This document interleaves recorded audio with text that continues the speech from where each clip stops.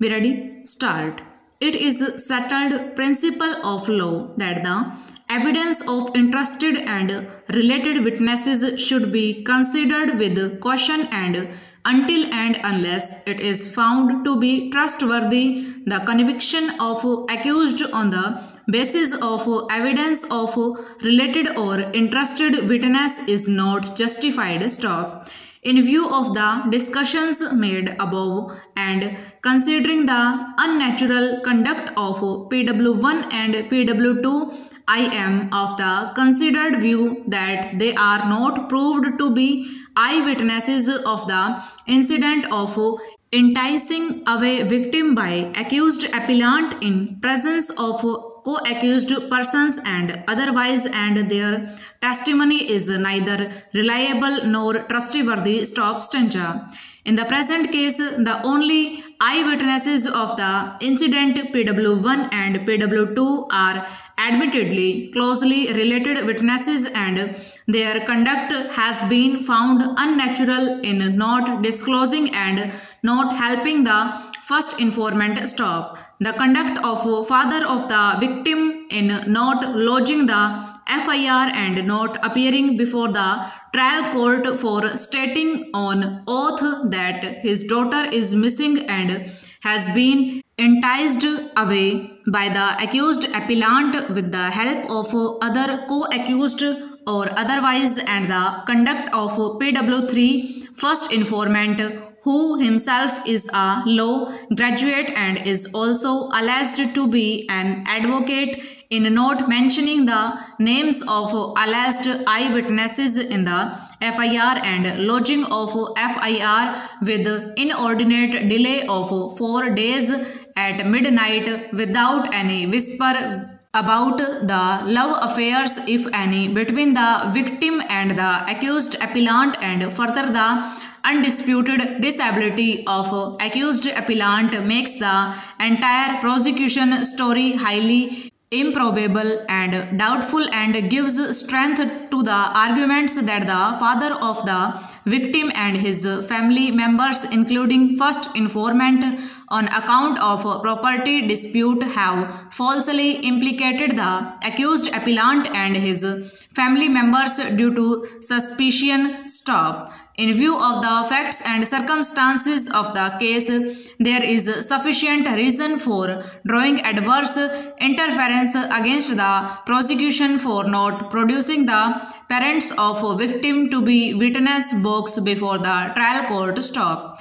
The evidence on record shows that PW1 and PW2 were not the eyewitnesses of alleged incident of fetching the victim by accused appellant in broad daylight at 10 a.m. instead of choosing some time of loneliness in the late evening or early morning, and they have been set up subsequently in order to improve the case against the accused persons. Stop. The above witnesses are interested witnesses, and their unnatural conduct and contradictory testimony is not reliable, and holding the accused appellant guilty, and the learned trial court has misread the evidence on record. Stop. I am of the considered view that the prosecution has failed to prove its case to the hilt beyond any shadow of reasonable doubt, and has failed to bring home the charges against any of the accused by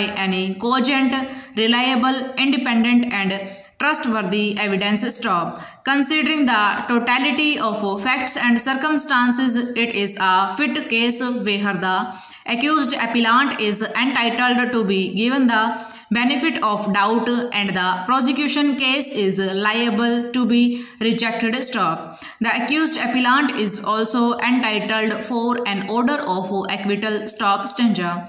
PW1 and PW2 are only chance witnesses and have also stated to have inquired into with co-accused as to where the victim and accused appellant have gone, but even when no reply was given by them, they did not inform the first informant or father of the victim, which is also quite unnatural, and their conduct is not doing so despite being related makes their contention of being eyewitnesses doubtful and untrustworthy. Stop. Similarly, on alleged asking by PW1 and PW2 from Rajendra and others not giving any threat by them is quite unnatural, while on mere inquiry by the first informant they allegedly threatened him. Stop. The first informant has not assigned any reason when neither he was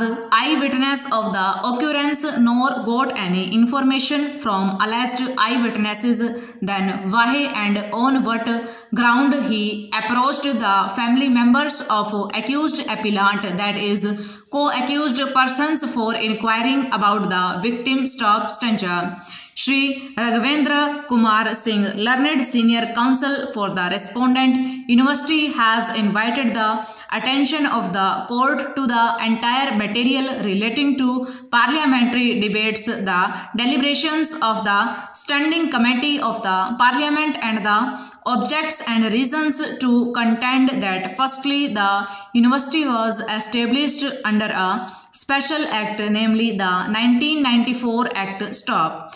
The said act clearly provided for special reservation for scheduled castes, scheduled tribes, and accordingly the first academic ordinances provide for 50% reservation to such classes. Stop. He therefore submits that this stood protected and could not be abrogated by the general provisions of the 2006 Act. Stop. His contention is that the 1994 Special Act continues to hold the field, and any exercise of framing of ordinances under the said act that provides for 50% reservation could not have been taken away, for which the amendment in the 2012 Act came to be introduced. Stop. He submits that the respondent university, being a special university meant to uplift the cause of scheduled castes, scheduled tribes in particular,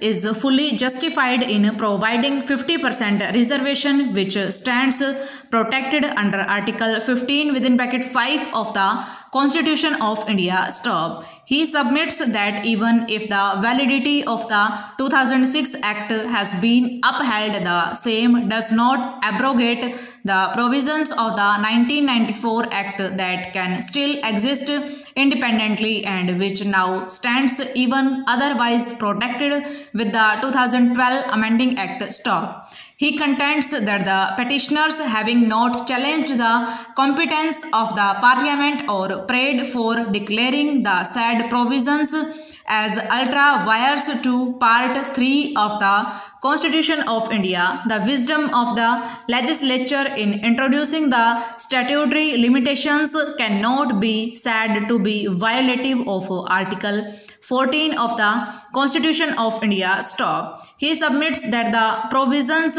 simply preserve and contain what was provided under the 1994 Parent Act of the University, and hence all the arguments advanced on behalf of the petitioners deserve to be rejected. Stop. He has also questioned the locus standi of the petitioners on the ground that reservation is not a fundamental right and no such rights can be enforced by the petitioners. Stop. He then submits that the university ordinances were also laid before the Parliament and there is a presumption of the validity of the 50% reservation provided for in the ordinances. Stop.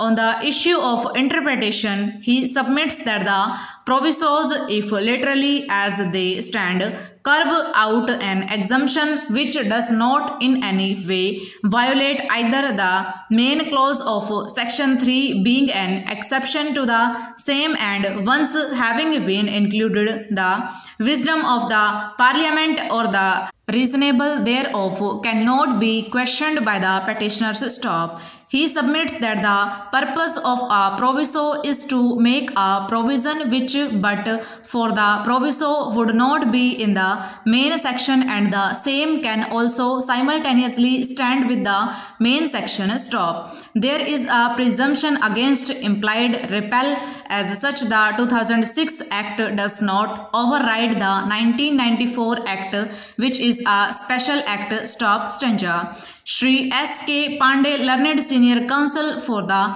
interveners, contends that the amending Act of 2012 does not in any way affect the status of the respondent university or the reservation to the extent of 50%. Stop over.